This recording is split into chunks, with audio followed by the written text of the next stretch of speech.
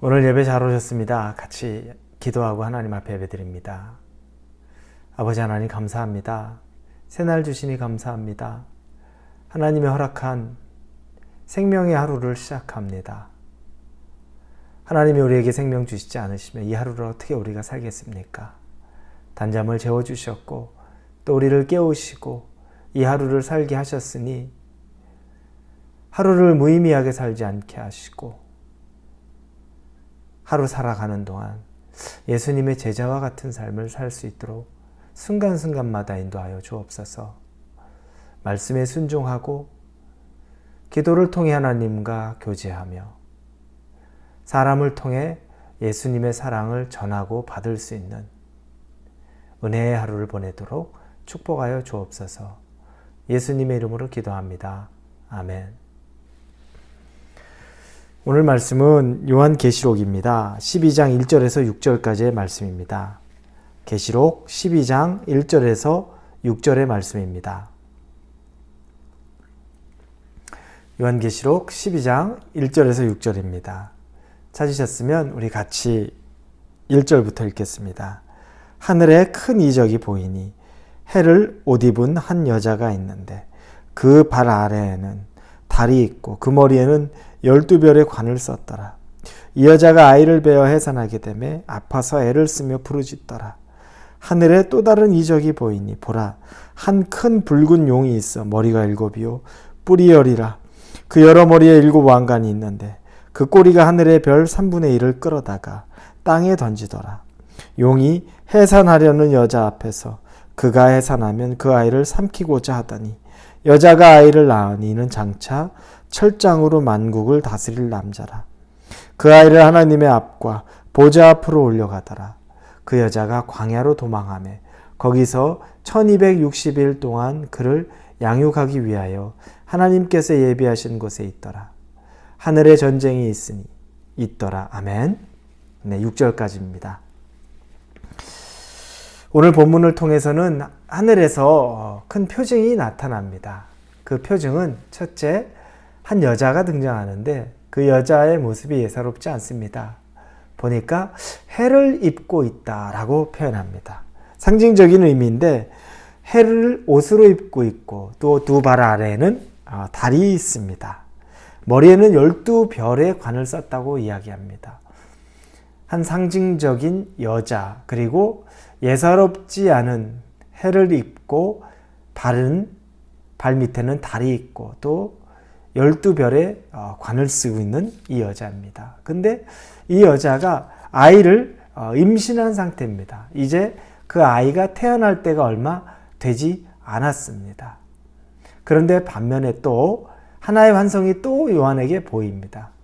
그 환상은 용이 보이는데 그 용은 붉은 용이라고 되어 있습니다. 그런데 이 붉은 용이 참 기괴한 모습입니다. 머리가 7이고 뿔이 10개가 달린 용입니다.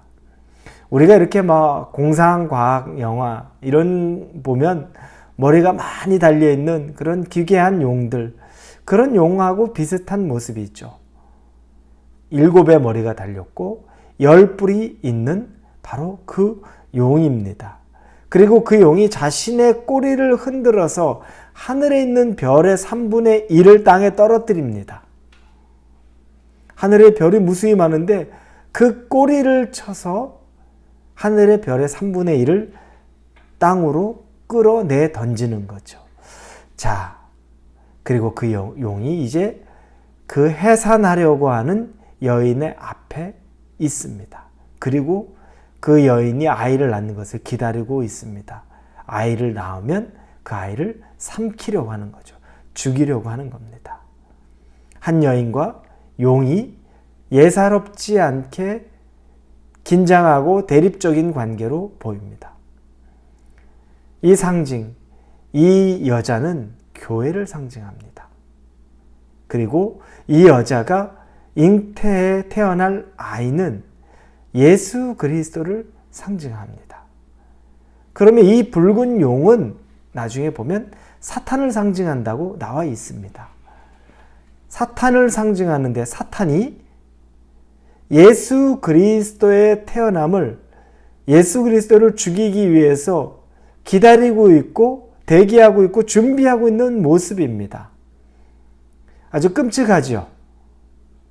끔찍한 상황이 바로 여기에 준비되어 있는 겁니다. 자, 그때 여자가 아이를 낳습니다. 그럼 이제 용은 기다리고 있는 상태에서 그 아이를 삼킬 텐데 오늘 본문에 보니까 그 아이를 하나님의 보좌 앞과 5절입니다. 그 아이를 하나님 앞과 그 보좌 앞으로 올려가더라. 이렇게 되어 있습니다. 그 아이가 붉은 용에게 삼키운 바 되지 않습니다. 그 아이가 하나님과 보좌 앞으로 끌려 올라갑니다. 하나님이 보호하신 거죠. 하나님이 그 아이를 끌고 간 겁니다. 예수 그리스도는 마귀가 삼키고 죽이려고 했는데 죽지 않았습니다. 육신으로는 죽인 것 같았는데 부활하여 하늘로 올라가셨죠. 하늘 보좌로 올라가셨습니다. 승리하신 겁니다. 이 붉은 용이 예수 그리스도를 죽이려고 그 앞에서 대기하고 있었지만 하나님이 예수 그리스도를 올리신 겁니다. 여러분, 이 대단한 역사죠. 하나님의 보호 가운데 있는 겁니다. 그 보호함 가운데 예수 그리스도는 죽지 않고 사단을 이긴 거죠. 그리고 한편 그 여자는 하나님이 예비하신 광야로 도망을 가서 그곳에서 1260일 동안을 머물게 됩니다. 사단이 그 아이, 해산한 아이를 삼키려고 했는데 그 아이가 하늘로 올라가 버렸습니다. 사단이 그럼 이제 끝났네. 거기서 포기한 것이 아니라 그때 사단은 이제 이 여자를 공격을 하기 시작하는 겁니다. 목표를 여자로 잡은 겁니다. 여자는 누구라고 말했습니까? 교회죠. 예수 그리스도를 넘어뜨리지 못했던 사단이 이제 교회를 넘어뜨리려고 하는 겁니다. 여러분, 교회는 이와 같이 늘 사단의 목표물, 사단이 무너뜨리려고 하는 겁니다. 그래서 교회에 시험 들 만한 일이 얼마나 많습니까? 목회자, 리더십들, 그리고 일반 성도들. 이 모든 교회 안의 성도들은 늘 시험 앞에, 위기 앞에 놓여 있습니다. 그래서 수없이 많이 갈라지고, 다투고, 싸우고, 분열하고, 쫓겨내고, 또 쫓아내고, 이런 일들이 계속 생겨나는 것.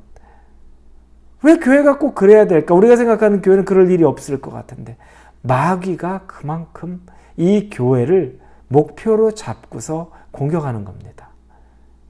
성도가 성도에게 서로 싸움의 대상이 되겠습니까? 아니죠. 마귀의 장난에, 마귀의 노름에 놀아나고 있는 것뿐입니다. 정신 바짝 차려야죠. 왜 마귀에게 우리가 놀아나야 되겠습니까? 우리 성도들이 왜 마귀에게 놀아나서 서로가 서로를 헐뜯고 서로가 서로를 쫓아내고 서로가 서로를 짓누르려고 합니까? 사랑하기에도 부족한 세상인데. 이것이 바로 현실입니다. 이 아이 예수 그리스도를 쫓아내지 못하자 이 여자를 핍박하려고 합니다. 우리에게도 반드시 이런 일이 있다는 겁니다. 교회, 성도는 핍박의 대상이 됩니다. 행복한 일만 있는 건 아닙니다. 신앙생활이 탄탄대로와 같이 즐겁고 행복한 일만 있는 건 절대 아닙니다. 마귀가 그렇게 내버려 두지 않습니다. 그러면 신앙생활은 이 핍박으로 광야로 간 이 여인이 불쌍하다, 측은하다, 여기로 또 끝날까요? 그렇지 않죠. 오늘 본문에 보니까 6절에 여자가 광야로 도망하게 거기서 1260일 동안 그를 양육하기 위하여 하나님께서 예비한 곳이 있더라. 광야로 갔는데 하나님이 예비한 곳이 있었습니다. 하나님이 예비한 곳으로 그 여자를 데리고 간 것입니다. 이게 더 중요합니다. 광야로 고난의 길을 간 것 같지만 하나님의 예비하심, 안전하게 보호하심이 있는 것이라는 겁니다. 사랑하는 우리 성도 여러분, 여러분이 지금 고난 가운데 있고 여러분이 지금 짓눌려 있는 삶 가운데 있어서 아무것도 여러분이 희망이 없다고, 기대가 없다고, 하나님이 여러분을 돌보지 않는다고 생각하시는 건 오산입니다. 잘못 생각한 거죠. 하나님은 준비한 곳에 보호하고 계시는 겁니다. 하나님의 보호하심이 있습니다. 하나님이 여러분을 예비한 곳이 반드시 있습니다. 여러분을 위해 준비한 곳이 있습니다. 안전한 것이고 가장 확실한 피난처요, 안식처가 되는 겁니다. 그걸 믿으시기 바랍니다. 하나님은 좋은 분입니다. 여러분을 위해 준비한 그 예비한 곳, 안식처, 그걸 기대하시고 두려워하지 마시고 담대히 하나님과 동행하실 수 있기를 예수님 이름으로 축원합니다. 기도합니다. 아버지 하나님 감사합니다. 여자, 즉 교회가 핍박의 대상이 됩니다. 그래서 마귀가 여자를 집중적으로 공격하는데, 이 교회를 공격하는데 하나님이 이 교회, 성도를 안전한 곳, 비록 광야라고 해도 안전한 곳으로, 예비한 곳으로 그들을 인도합니다. 우리를 그렇게 인도하시는 하나님 때문에 감사를 드립니다. 오늘 하루 그 안전한 곳에서 하나님과 동행하게 하여 주옵소서. 예수님의 이름으로 기도합니다. 아멘.